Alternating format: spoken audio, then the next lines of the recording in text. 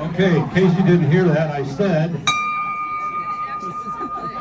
and good afternoon, Coronado Rotary, and welcome to a little bit of a rescheduled meeting here. We're actually going to go back to our original format. We, as you well know, have been watching the news, and we're delighted to have Congressman Peters and his Chief of Staff here today, and it's been a very dynamic week in Washington, which translates to our schedule, but we're going back to the original schedule, which starts with our Invocation and Pledge from Dave Knott, please.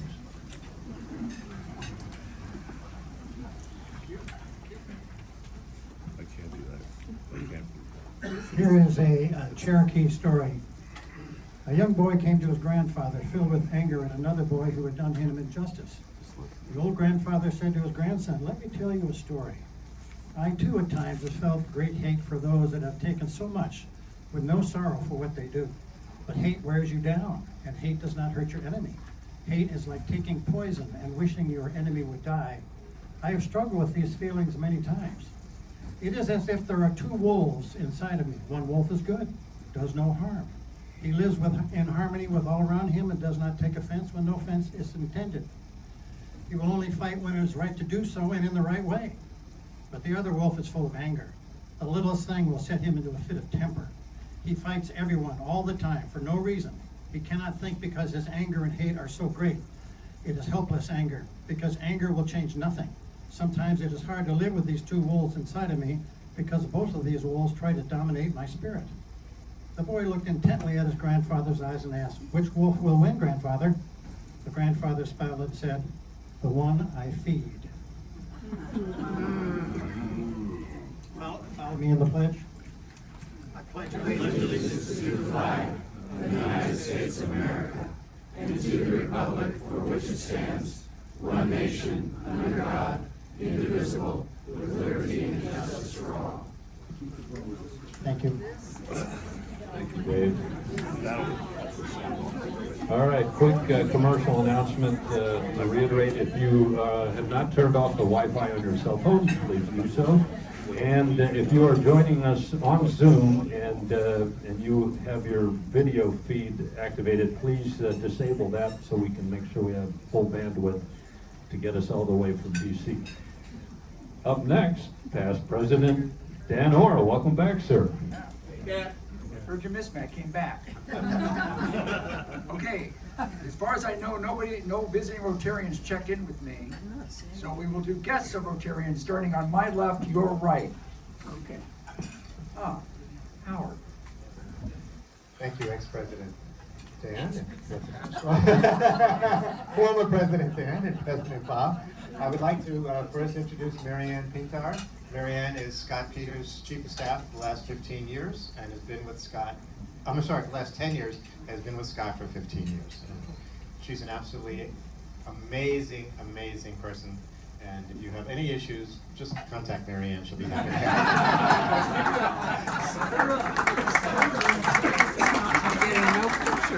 I would also like to introduce my wife, Jean.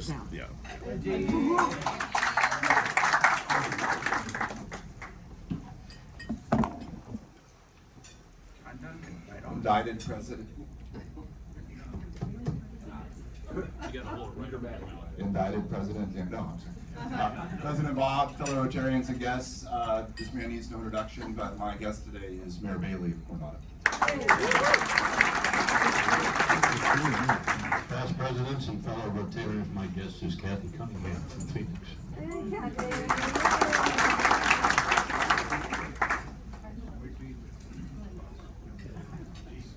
Okay. Volume up more. Oh. Rick. Past President Dan, President Bob, fellow Rotarians, please welcome my wife, Ann.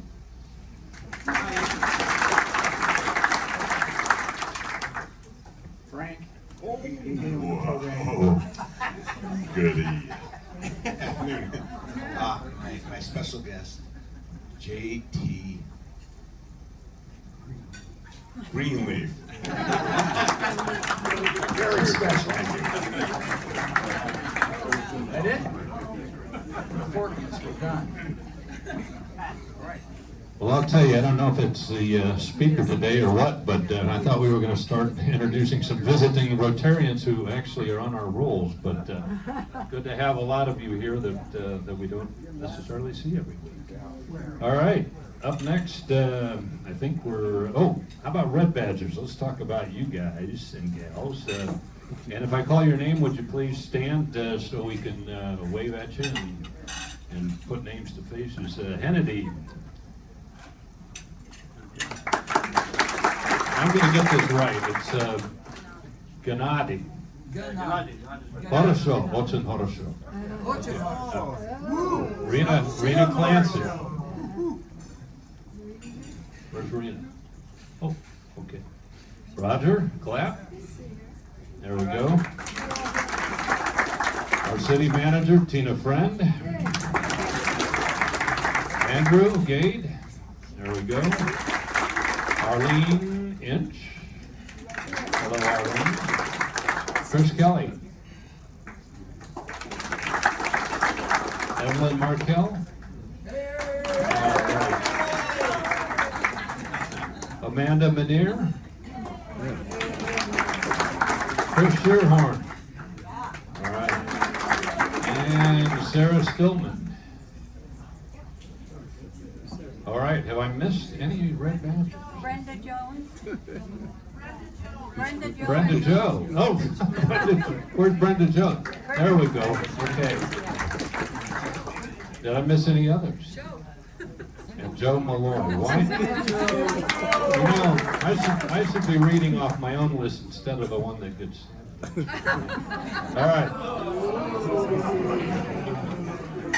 Luann's list. All right, and all right. So yeah, look, Joe is on there. How about that? Welcome, Joe. And by the way, if you're hearing me, particularly if you're hearing me out in Zoom, you can thank Joe for that because he solved a last-minute electron crisis to put that together. Okie-doke. Updates. All right, a lot happening in October. All right, we have Flags on the Avenue coming up here on October 9th, next week.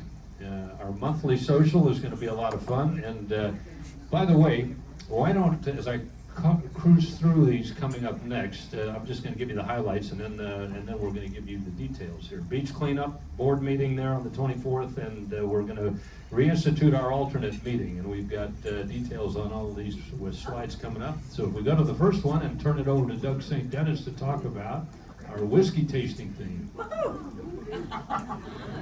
Thank you, President Bob, fellow Rotarians and guests.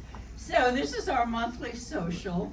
Mostly I want you new people and you Red Badgers to know how much fun we have together. I mean, we're changing the world, but so it's always the second Thursday of the month, and the next one is at my house on Parkview Place, and you bring a bottle of wine and/or an appetizer to share, but this time it's also a whiskey tasting, which I've had before, and they're so fun. Look in your cabinet, and if you have like this much whiskey left and think, when will I drink that? Bring it to my house, and I'll share, and I'll have all the setups. I'll have ice and soda and Coke and lots of stuff. So please come, we want you there. So fun. Thank you. By the way, the reason she's doing another whiskey tasting is because there was plenty left over from the last time we did it. All right, let's see. Next, let's talk about our 100th. And Suzanne, are you here? There you are.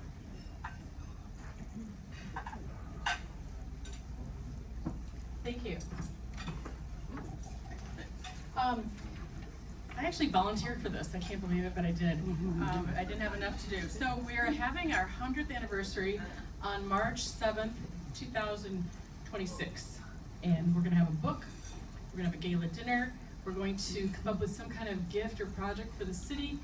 Looking for a chairperson for that. We'll have an ice cream social that Suzanne and Fred will be helping us with. And this is just the first of many quarterly updates. I'm not gonna come up here and speak too much about it over the next few years. And if you want to join the committee, please send me an email or text me. Don't tell me, because I won't remember. Thank you. Thank you, Susan. Okay, next up, let's talk about our upcoming alternate meeting. Sarah Sheverton, who, by the way, is now leading this committee. Thank you, Sarah. So, President Bob, fellow Rotarians, and especially Zoomer Rotarians. So, we are really excited to get back to the alternative meeting, which gives people who can't come to the lunchtime meeting an opportunity to have camaraderie and listen to speakers. And the great part about this meeting is not only does it have pizza, it has beer and wine and alternative beverages as well. So it's really fun. Our first meeting is going to be coming up on October 26th. It will be at the hospital at 265 Soledad, so in the auditorium there. The format is the same as before COVID. We check in at 6. We eat between 6 and 6:30. We have the business portion between 6:30 and 7, and we have our guest speaker from 7 to 7:30. Registration will be coming out from Jamie probably in about a week when she gets back from vacation. So please, please sign up, especially people who can't make it to the lunch meetings. The cost is a minimal $20. So you'll either pay online, or if not, we only accept check and cash at the door. Our guest speaker will be Johnny Cushion, who is a brand new Red Badger. If you recall, he is a former F-18 Navy fighter pilot, and now he is currently a flight instructor for the new F-35s.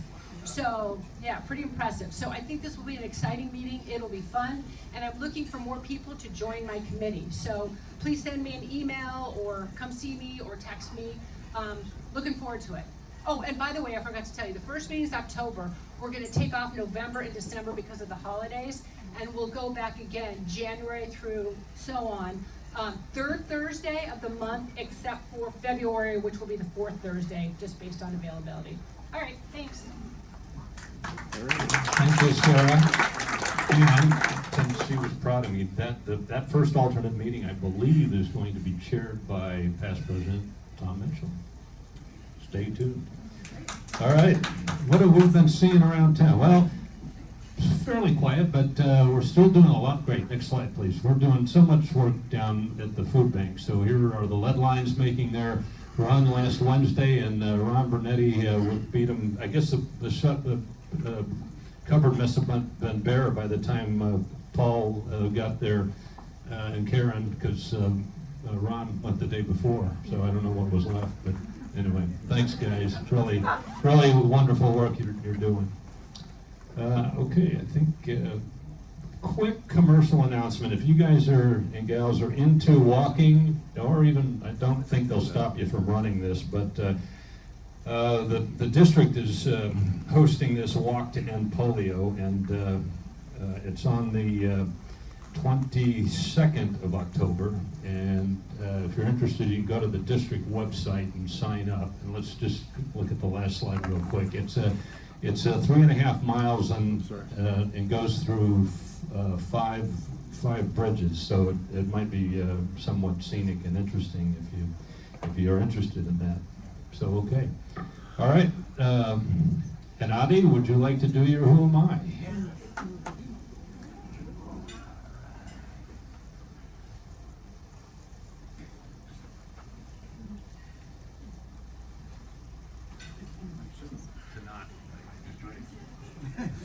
Gennadii.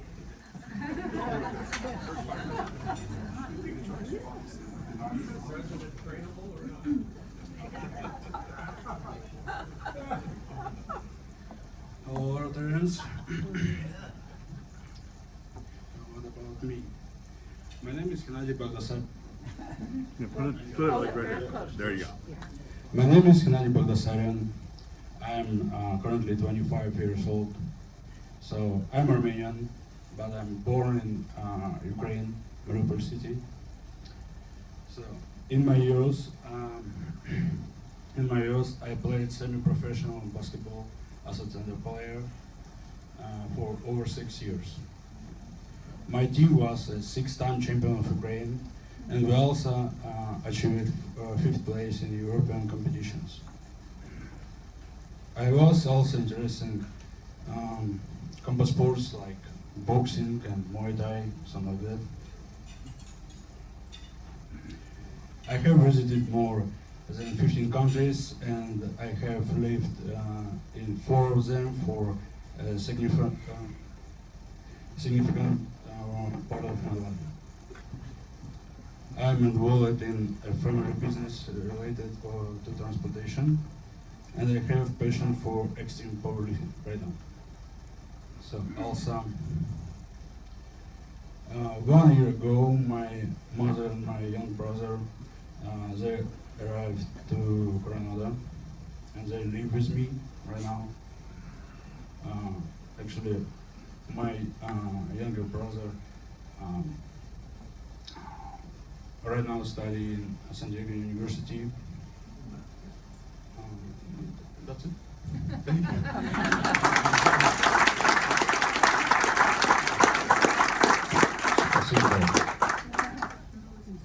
All right.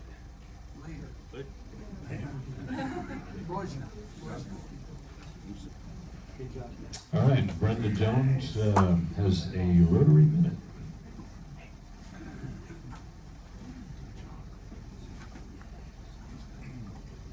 Thank you, President Bob. Fellow Rotarians, for my Rotary Minute, I went to the district website and I looked up more about the youth exchanges because I thought what a wonderful opportunity for our local young people to take in part of this. I found out they can go as young as 15 years old, which I think is fantastic because the friends they meet doing this exchanges, they'll be lifetime friends, and what a wonderful way to find out about how other people live in different parts of the world. So there are 3 types of opportunities for students. One is summer camps, which is 2 to 3 weeks. Then there's short-term exchanges, which is 3 to 6 weeks in a foreign country, and then that student comes here for 3 to 6 weeks. And then there's long-term exchanges, where it's an entire academic year, and the student would live with 2 to 3 families abroad during that time. So I thought, what are some of these summer camps?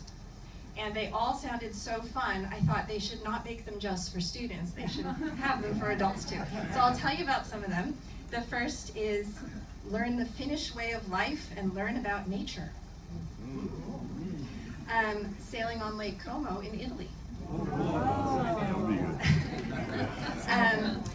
Go to Turkey, explore the cuisine, do cooking workshops and sightseeing in Istanbul. And then for the students who are probably going to be future Rotarians, there are volunteering camps. So in Lithuania, they have a Rotary camp for orphans, and in the Czech Republic, you can take part in meaningful activities for disabled youngsters. So that's my Rotary Minute. Thank you very much. Thank you, Brenda Jones. Well, okay, we have, as you know, a very exciting program here. We have a starting act, actually, which is really fortunate for us. Can you still hear me? Yes. Jane, can you hear me back there? Sadly enough. There we go. Anyway, I want the audio to be working because what we're going to hear is going to be really interesting and good to have at this meeting. So we're delighted. In addition to having our featured speaker, Congressman Peters, here momentarily, we have Mayor Bailey with us, and he has graciously accepted our invitation to stand and update us on a couple of things and take a couple of Q&As until 1 o'clock when we welcome the Congressman. So, Mayor Bailey, thank you. Thank you, Mr. President, and good afternoon, Rotarians. I will be updating you all today on an issue that has been very challenging for the city over the past several years, and that's the issue of housing. And after I give a brief update on housing, I'll be turning it over to Councilmember Duncan, who serves on the city's subcommittee for the Tijuana sewage issue. Before I get into both of these issues, I do want to point out that as challenging as these issues have been, the progress we've made has really only been possible because we have had a unanimous council support from Councilmember Donovan, currently serving on this current council, as well as previous councils, including Councilmember Sankey and Councilmember Hines. And also progress due to very competent city staff led by our city manager, Tina Friend. So I do want to acknowledge all of their involvement on these issues. From my standpoint, the two biggest issues facing our city are our housing and the Tijuana sewage issue. So you may recall that this housing saga has been taking place for the past several years. The state of California goes through what's known as a housing cycle every roughly 4 to 6 years. And that housing cycle lasts, in this case, from 2021 through 2029. The city of Coronado was allocated over 900 housing units to accommodate during this process. That's a lot. We currently have roughly 11,000 housing units in Coronado. So to increase the amount of housing units by 900 is a really big ask. And obviously can be very impactful to the quality of life we have here. So for the past couple years, we've gone through various litigation and also been working very closely with the state of California to try to identify a path forward that would allow us to be compliant with state housing law while also providing the least amount of impact to the quality of life that all of our residents have come to enjoy. And I'm proud to share that because of the leadership of this current city council and past city councils, as well as our city manager, we believe we have a path forward. So I would like you all to mark your calendars, if you will, for this Friday. If you go to projectcoronado.org, the city will be sharing for really the first time a new draft housing element that we believe will allow us to be compliant with the state housing laws. So that's projectcoronado.org. It will be released this Friday. And then we can pre-party. Instead of going to Doug St. Denis, before we go to Doug St. Denis's for the Rotary Social Hour, we can pre-party on October 12th in the Coronado Council chambers, because that's where we'll be doing a workshop, where we'll be taking the plan that you'll be able to see this Friday, and we'll be receiving your feedback on that plan on October 12th from 4:30 to 5:30, I believe. Check the website, it's on there, somewhere around 4:30 to 5:30. It's before Doug, so we worked out Doug in advance that we didn't want to have conflicts because we wanted you to be able to attend both. After that workshop, the city council will be considering adopting this draft housing element at the council meeting on October 17th. And so the reason it's really important for you to attend is because this is a very short turn. We are currently out of compliance with state housing laws, so we need to get this done as soon as possible. But we don't want to short circuit the process. We really want to hear from the community on what we're presenting. So I'd encourage you all to attend that workshop. And if you can't attend, please let us know your thoughts online. Some changes you can expect to see. So you can expect to see some changes to the zoning. You can expect to see some changes for how the city of Coronado treats ADUs and carriage houses. And these are the elements that we kind of want your feedback on. Now, this process we're going through has been a pretty painful process, and to speak very candidly, it has been a bit nonsensical. As you all are probably aware, we have received housing allocation based on jobs on the Navy base that we have really no bearing on whether or not they build housing or not. But the good news is that we have kind of set the stage working with state officials to hopefully introduce legislative changes so that the next housing cycle, which is almost underway, actually can take that into account. And then it'll better align the incentive structure for local, state, and perhaps federal agencies working together to provide true workforce housing on Navy base. So I want to leave it right there because I know we also want to hear from Councilmember John Duncan before I turn it over to Congressman Peters. But is there any quick questions I could answer on that? How many units? We will be making a good faith effort to reach the 900 plus housing units. Stay tuned. All right, mark your calendars. All right, and now please join me in welcoming Councilmember John Duncan, who serves on the city's Tijuana Sewage Subcommittee. Thank you, Mayor. I thought the mayor was going to use a line and say there is good news, bad news on the sewage situation. So I'll try to go relatively quickly, but I will go back in time just briefly to when we reconstituted our sewage subcommittee on council and got to work on this. I went in there pretty wide-eyed and happy, thinking it's a tough ask, but we just need to get the second half of the funding for the new plants at the border, which the first half of the funding was obtained in 2020 via the USMCA. And honestly, Coronado had a large part in helping get that first $300 million for the plant. Since 2020, it's been going through the process, the EPA's review, and finally that $300 was arriving to the IBWC. 300 million, sorry, is it 300? I'm a little too relaxed. I love all you people. Anyways, thank you. The 300 million arrived, and I go to my meeting with the EPA, USMCA working group, IBWC's there, everybody's there. And I go in wide-eyed and happy. We're all going to work together to get the other 300 million, and we're going to get this project done. They then announced the following three things. One, the plant that already exists at the border treating sewage on the Tijuana River is not working properly. We have $150 million in deferred maintenance. Then they announced our maintenance budget, which is in this year's federal budget, has been cut about 20 million from what it's been to 50 for the last couple of years. Then they announced we're going to take about 150 million from the 300 million for the new plant. So now my mind goes, okay, we don't need 300 million, now we need 450 million. And at the end of that meeting, I asked the commissioner of the IBWC, how am I supposed to tell people in Coronado or in Imperial Beach that they should have confidence we're going to get this new plant built and that you're going to run it, since the one you're running now isn't working? So that was an interesting question. There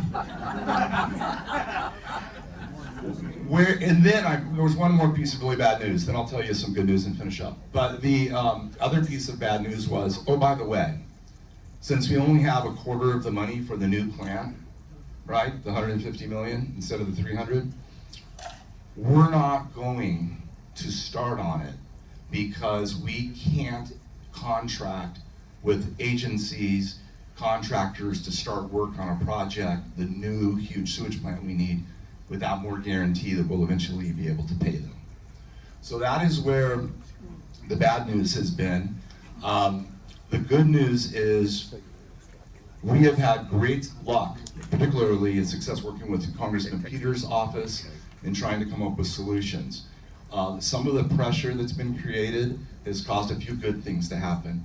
The EPA has come out and said, no, we'll stand by the starting of the work on the new plant as we work towards getting the rest of the funding. So that bad announcement's been reversed. It is going out to design and bid right now. Another great thing that has happened is south of the border, you may have heard of the other plant that dumps 40 million gallons a day of raw sewage directly on the beach, no outfall pipe, no treatment whatsoever. The Mexican government, and Congressman Peters has been pretty clear in explaining this to people in a little bit of a different fashion. Because obviously most people look at Mexico as the problem, right? That's where all the sewage is coming from. But in regard to that plant south of the border, Mexico has allocated $150 million. When I first heard that, I'm like, okay, but are they gonna spend it? Is it gonna happen? They have stepped up and moved forward faster than the US was on fixing our plant. And they are putting that out to bid, and that is going forward right now. It's going out to bid this fall. The other, yeah, it's incredible because that is a huge environmental issue for us and a big part of the problem. Also, the repairs at our current plant at the border have started as well, and they've announced they're going to move forward on those repairs as well as on the design of our new plant. So I would just mention to you that the city, our city manager, council members, the mayor, have been setting up regular meetings with elected officials to help us on how to move forward. Both Congressman Peters' office, last week we met with the California Speaker of the Assembly and another Assembly member. I really do believe, I know I still have my eyes a little wide open and maybe some people may think naive, but I really do believe, it's not naive, that this will get solved and that we are actually at a turning point where all elected officials are interested in pushing for it. It doesn't hurt that it's a 2024 election coming up. And if we really keep at it, we should get there. I know Congressman Peters may talk about some things he's been trying to do with appropriations in the budget on this issue, so I'll leave those to him. But thank you so much, everybody. Thank you, John, and thank you, Mayor Bailey, for your time today and those updates. Well, I want to to say what an honor it is to have our representative, Congressman Scott Peters, join us virtually today. And I know he had planned to be here in person, and we all know why he's not. So it's been a crazy week in DC, and we're certainly going to hear some about that. I'd like to turn over to Jill Ullman now, who will introduce our Congressman. Thank you, Bob. Fellow Rotarians, Scott Peters has been a pleasant fixture in San Diego for decades. Scott and I worked together at the City of San Diego, where he was the City Council President and I was the Deputy Operating Officer for Homeland Security and Public Safety. Scott and his staff were always so enjoyable to work with. He was always calm, measured, and mannerly, which really goes a long way, especially these days. And he always had a twinkle in his eye, which I will get to in a minute. Y'all remember Ibrahim, my Afghan interpreter who spoke here a couple weeks ago, and side note, had the baby girl yesterday. Scott and his staff, including Marianne and Jason Berkovich, assisted me greatly in navigating the complex process of Ibrahim's SIV, as well as the SIVs for 9 other family members of my other interpreter in Virginia. Scott was the steady beacon of calm that provided tremendous emotional support as well after the fall of Kabul. You can't find guys like Scott Peters much anymore. We're so fortunate to have him as our representative and our friend. Now back to the twinkle that I mentioned. When I joined the Sanders administration in 2006, the city had just gone through tremendous political upheaval, none of which I appreciated at the time. A new form of government was established called the Strong Mayor. As part of the mayor's executive staff, that's what we called it. Part of the change created a new city council presidency, and Scott Peters was the first city council president. One day Scott and I were talking about something, and I said, under the strong mayor form of government, and he said, Jill, no, it's actually the strong mayor, strong council form of government. You see that, don't you? Do you see that? Okay. All right. I was grateful for the correction. I should have seen the twinkle. When I casually brought up at the mayor's executive staff meeting the next day that we were a strong mayor, strong council form of government, you could have heard a pin drop. Apparently, I had missed the memo that those were fighting words. Lesson learned, I got my butt chewed, but I never revealed my sources.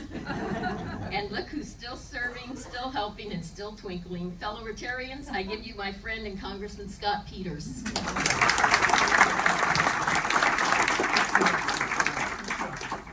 Thank you, Jill. That's very kind. I really appreciate that. It was great working with you, and it's very nice comments.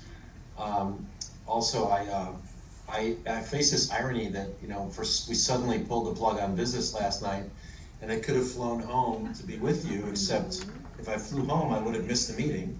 So I'm staying in DC to talk to Coronado. So anyway, it's a pleasure to be with you. I really, I think I spoke at this body one time before. It's a great institution. I love Coronado. I'm so proud of being able to represent you in Congress. I thought what I'd do today is talk about 3 things. I was going to do it first, just generally talk about the work I do in Congress, what I focus on. Second, the biggest issue we have in the county that my staff in DC and San Diego will tell you we're working on is cross-border sewage. And then the third thing, I'll just talk a little bit about kind of the state of the House of Representatives right now after this week. And maybe, I don't know if there's time for questions, but you also gave me some questions as well.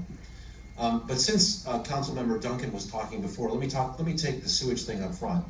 This is one of the environmental catastrophes in the Western Hemisphere, and it has been exacerbated over the last few years. In 2017, this was a problem. We started working to increase the annual appropriation for the IBWC so that we could take it on. But around 2017, things really started to get bad, and we saw beach closure days really increase. And what's happened in Tijuana that John alluded to is that the sewage plant in Tijuana has stopped working, period. So the city of Tijuana is just discharging raw sewage into the ocean. At the same time, as he said, our plant has been overmatched by growth. It's supposed to process 25 million gallons a day. We needed to expand it to 30 million gallons a day, and that's why we got that money, $300 million associated with the approval of the USMCA trade agreement. And that was a good start. We knew we'd need more, but we knew that that was the kind of money we could use to start to really get going. Really good news is we have now a deal. We have a treaty, they call it a minute, with Mexico, where they're gonna clean up theirs and we're gonna clean up ours. And they've committed, as John said, to spend $145 million on their plant, and as the council member correctly said, they are ahead of us and they're on way to fixing their plant, which is really good news. They're putting real money in, and a partnership with Mexico has been really advantageous for us. So we are wishing them well and really counting on them to do a good job, but they're not the problem. The problem is that the United States owns a sewage treatment plant that is not maintained. And I've been telling people that this is not a difficult engineering thing. The city of San Diego wastewater department could easily manage this plant, couldn't build it, but we have this problem of this cross-border funding has to come from the federal government. So we had a conversation with IBWC, and after this treaty was passed, and we committed ourselves to fix the plant, then they told us we were $150 million behind on maintenance. I was extremely irritated. You know, this is a hard enough problem without an additional $150 million. And we really started to bang the drums. We've written letters to the Secretary of State. We've had conversations with the White House, with the Director of the Office of Management and Budget. We have their attention. I believe that, and EPA has been great, actually, both under the Trump administration and the Biden administration. The Environmental Protection Agency in Region 9, which is in California, have been terrifically helpful. But this is something that they've committed that they want to do. We need about $310 million now through an appropriation. We're trying to get it through a supplemental appropriation. Our Senators Feinstein and Padilla wrote a letter asking for that. Our congressional delegation, we led a letter to join that. Juan Vargas is also a leader on this. He represents Imperial Beach, which is the other affected community. I represent Coronado. We have an argument, by the way, which is appealing in this presidency, that this is an environmental justice issue. Obviously, Imperial Beach is a working class community. It is, people are breathing fecal dust. It is unacceptable and unfair. Coronado is not, by income, an environmental justice community, but it's where the South Bay goes to the beach, and beaches are closed all summer, and that's not acceptable. As well as we know that the people who work in tourism in Coronado are not particularly well paid. They stand to lose their jobs if this continues without the promise of a solution. So we are working really hard on it. Mayor Bailey and the council have been tremendous partners. I think Mayor Bailey happens to be a Republican, which is not a common thing always in California. But it's pretty common in Congress, and they're in charge of appropriations. And Mayor Bailey has helped reach out to Republicans across the country. By the way, if anyone out there is a political donor, I can say this because I'm not in my office building. You should not give any money to any politician, a Republican, wherever they're from, without them understanding how important this sewage problem is to Coronado. And I hope you'll just make sure that if you know anybody in Congress or in the Senate or running for it, that they understand this is our priority. We have to get this thing fixed. And I would say too, we have a little bit more of a challenge this week because of two departures. Obviously, when we had Nancy Pelosi as Speaker of the House, she's pretty powerful in terms of helping California, and she was very instrumental in getting that $300 million. We don't have a speaker from California anymore. We did until yesterday. I'm not sure how that's going to play out. It's still early. I haven't talked to Kevin about it, but we need to really pay attention to getting Republicans on board, and I think Kevin was going to be helpful. And obviously the loss of Senator Feinstein is not nothing either. She was, I think, 6th or 7th in seniority, which is very important. And now, we rely on Senator Padilla, who I actually think is really good. I think he's a senator who wants to get the job done, and he's not a showboat. He's not a show horse. He's a workhorse, as they say. And he's made this a priority as well. So we'll continue working on getting that money. But we just have to keep the story going. Finally, I just say we're gonna do some speeches on the House floor and explain how, if this was Chesapeake Bay, this would get attended to. If this was, if this is a place where Washingtonians knew this was going on, this just wouldn't happen. So we just have to elevate it again. And again, local people have been great. In Imperial Beach, Mayor McGeary, and before her, Mayor Denis have been really helpful. But we're putting everything we got into this problem. It's our top priority in Congress.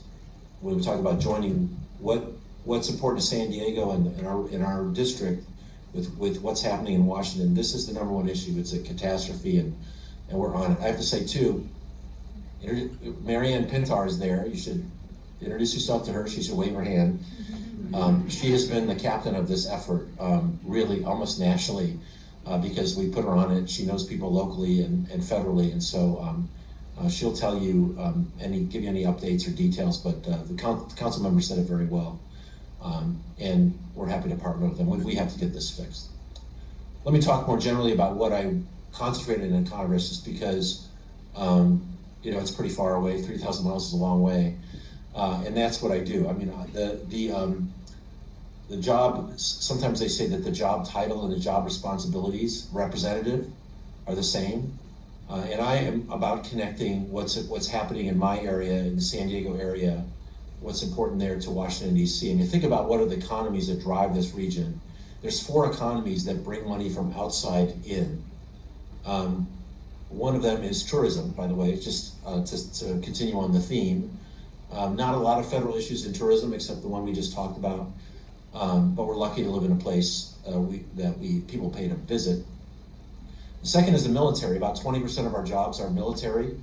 And no matter how the region and the economy evolves, we're all going to be a proud military town. We're proud of the Navy, the Marines, and the Coast Guard in particular. We're proud of our role in the national defense, but that's a really important part of our economy as well. It brings resources. It also brings impact. I know that some of the issues with working with traffic abatement around Coronado in particular are of concern, and we can talk about that a little bit more. The third is the border. The border, when I was first elected, I asked Jerry Sanders at the Chamber of Commerce, what's the most important investment that the federal government can make to support the business economy in all of San Diego? He said, reduce border waits. And so we've actually finished construction of the San Ysidro border crossing, which I think is something taxpayers can be proud of, both because it facilitates commerce, but also stops the import of the things that we really are concerned we don't want, whether it's drugs smuggled or guns or smuggled people. But that border creates billions of dollars of economic activity, and it's very important to our region.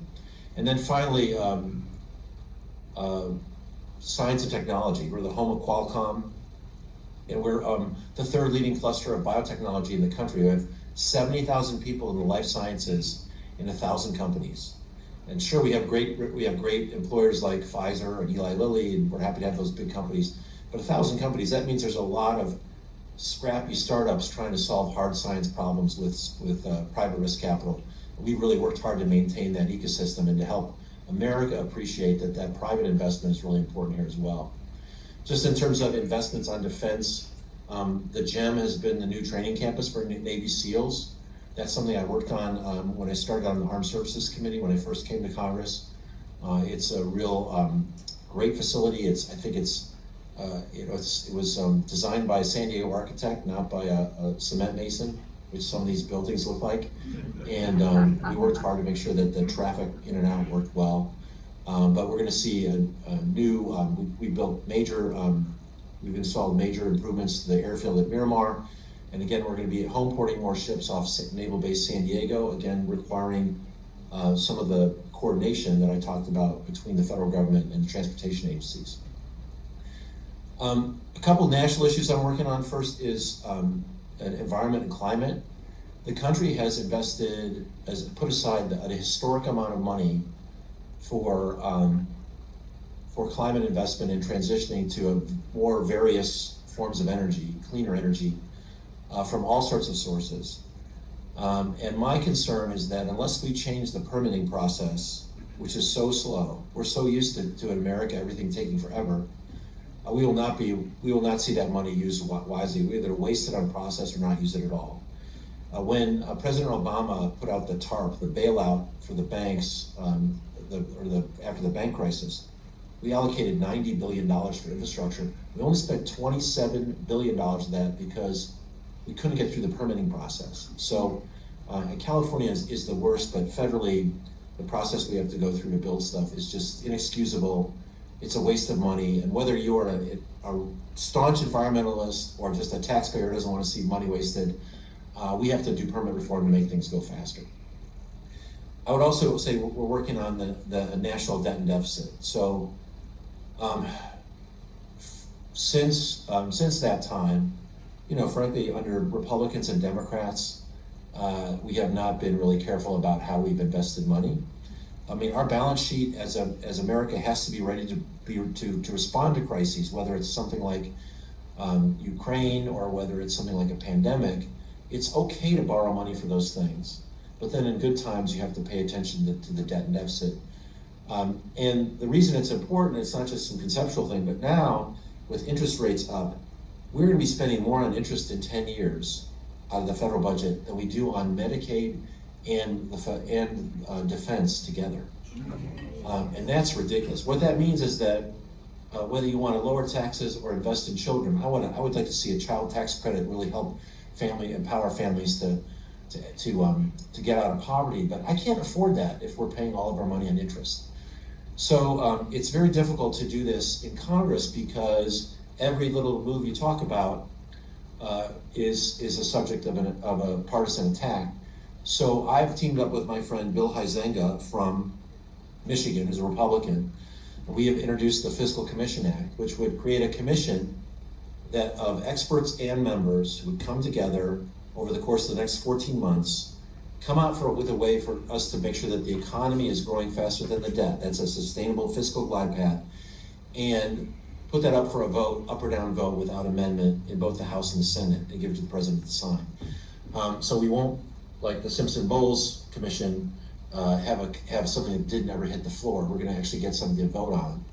And it's going to give cover to both sides because you're going to be paying on both sides, which is what I think we would all expect.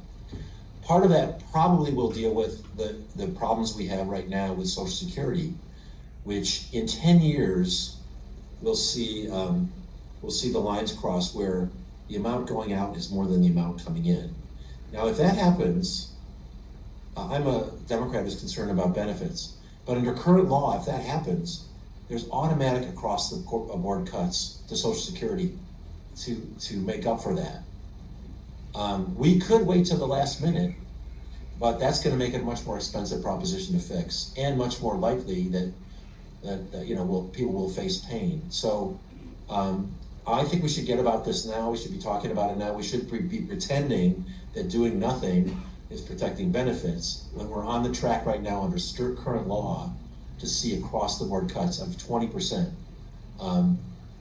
if we don't act. So part of my effort on fiscal responsibility is to really look at our trust funds and make sure that they're solvent.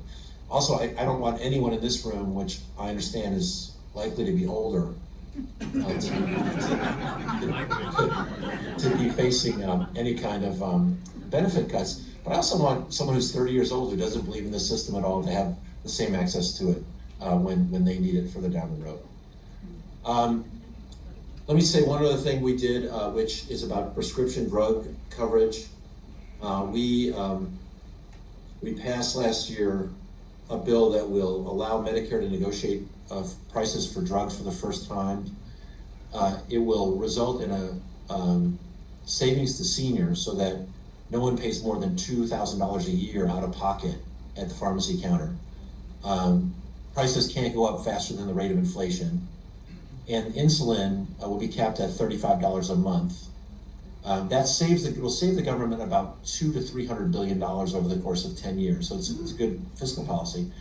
I could tell you a little bit about my fight with Speaker Pelosi about it, was that she wanted negotiation to happen that the day the drug was launched. And I tried to explain to her that if people making risky investments aren't able to recover their investment, over a course of a period of years, they won't make those investments and we won't get the same drug discoveries. Like I said, that's really important to San Diego. We were able, not painlessly to come up with an amendment to the law that would provide a period of time for drug discovery to recoup its investment and still produce those results I just talked about. So I think that's really going to be good for seniors, and that starts to kick in right now. There's just announced the first drugs that they're negotiating. And then one more comment I just want to say about homelessness and veterans. Look, I really commend, I know it's hard to deal with housing. I commend the mayor and council for meeting those requirements. I know 900 sounds like a lot. I bet, and I would think that, I bet that they paid really close attention to it and think about housing as an investment that actually can improve a community, not take away from it. And I think we did that when I was on the city council in Bird Rock. We used some new housing to pay for some things and actually created more walkable streets and stuff. So I hope you'll be open to that imagination, because homelessness occurs where rents are high. Rents are high where housing is hard to build. California makes it impossible to build housing. And I really appreciate Coronado being willing to do its part, and certainly will support that. Hope you will too. Housing costs in San Diego are about 115% above the national average. And in terms of veterans, we don't have a lot of direct impact on housing in the federal government, but we do provide veteran support. They're called these veteran assisted supportive housing, VASH vouchers, for vets who fall on hard times. I did pass a law, introduce a law that allowed vets with other than honorable discharges to get those benefits. They're on the streets too. They weren't eligible before that. We also really stopped efforts under the previous administration to cut those benefits, because veterans are a relatively high percentage of our homeless population in this county. Also, I think that Howard and Jean Somers are there. I want to just thank them for their work. They spent a lot of time coming to Washington, D.C. As a result of their own tragic experience with their son, trying to prevent veteran suicide. So I helped introduce and pass the Sergeant Daniel Somers Network of Support Act, which will establish a network of support in both the DoD and Veterans Affairs, so that service members and their families can be in contact with these folks and understand the challenges that they're coming through and prevent isolation and suicide. I know that's important to this community. Finally, look, I don't know what's going to happen with the Republican caucus. And I don't want to speak in a partisan way, because gosh knows, Democrats, we have our problems. But I feel terrible for the party right now, because I think that the 20 people or so who are really causing these troubles don't represent where the Republicans are. I think, Republicans want to be that party of Ronald Reagan that's about personal responsibility, national defense, fiscal responsibility. And I think that I feel bad that they have been so affected by this really anti-government kind of attitude that they've seen. And Kevin, was kind of a friend of, is kind of a friend of mine. He's not dead. He is kind of a friend of mine. And I think he was really doing the best he could, but it seems like an impossible job. So I really, they sort of took a time out. Everyone's time to cool off. I think that's probably a good idea. And they're gonna go about the business of picking their leader. It's always been up to the majority party to pick the leader, I think, the speaker, and I think that tradition is gonna continue. I would just say that I would be happy to work with them if there's a way that they would want to work with Democrats, and I think there's a lot of us who could be constructive. Kevin announced he didn't want to work with Democrats at all. That wasn't what he wanted to do, and I think he wanted to force his party to take this step and see if they really would. But gosh, I think he would have found 25 or maybe even 50 Democrats who, if we would have changed the rules away from this craziness and been able to prevent this, we might have been able to save him. But anyway, that we are where we are, and we will pick it up and finish it off. We've got about 40 days until the next fiscal deadline while we do appropriations bills. So I hope this doesn't get in the way of that. We did cancel the 2 weeks we were supposed to be home. I was supposed to be home this week and next week. Most of that will be in DC now, because we're trying to get our appropriations business finished, and I think that's appropriate.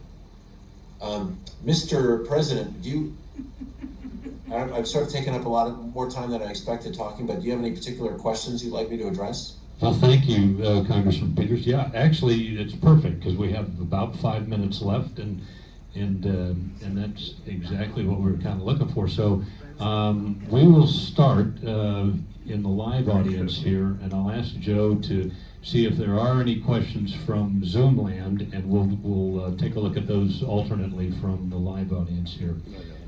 Here in the room, do we have any questions for Congressman Peters? Past President Dan Orr. Congressman Peters, my question is, when was the last time you guys all passed a legitimate budget, not a continuing resolution?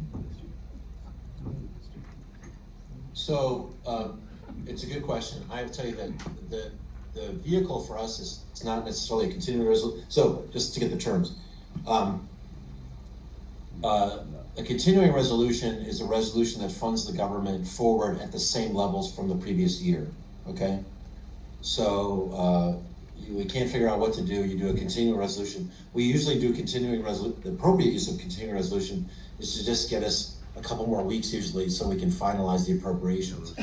So we're supposed to do appropriations in 12 different areas.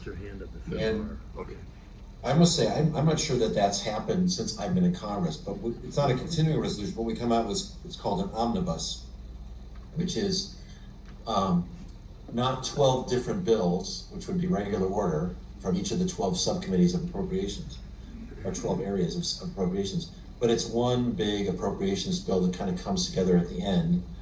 It's frustrating to a lot of the members who work hard on these things that, you know, it's sort of opaque as to what gets in and what stays out.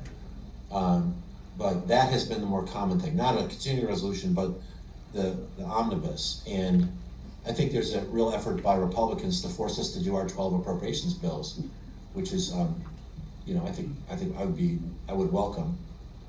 We need to spend a little more time in DC than we do. Frankly, we spend a little too much time traveling, but that's also above my pay grade, setting the schedule. Okay, I think we have time for one more question. We got one from Zoom. One from Zoom. Oh, we do have one from Zoom. Are you in favor of not taxing military retired pay? I am. Yes, by the way, I think we're one of the only states that does that, and gosh knows, California has made its contribution. I would favor that. Okay, we'll take Wayne, will be the last question.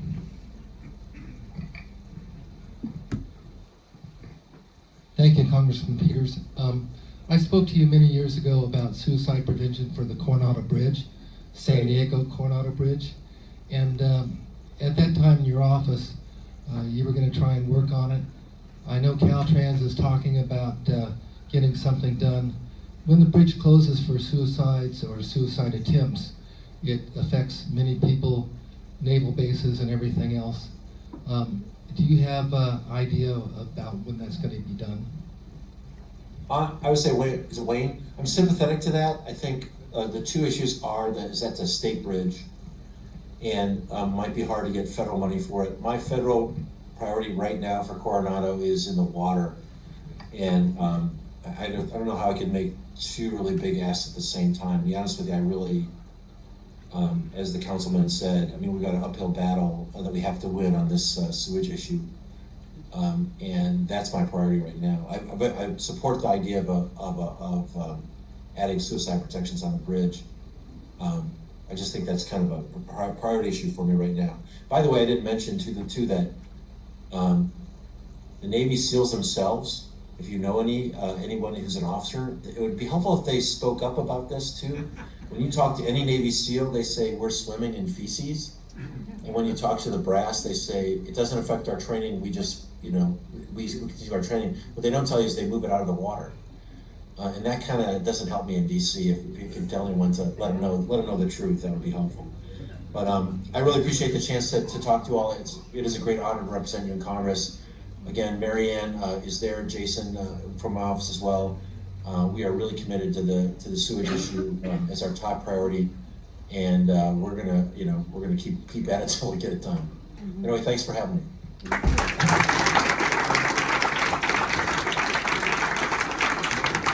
Congressman Scott Peters, on behalf of the Coronado Rotary Club, thank you and thank Mary Ann.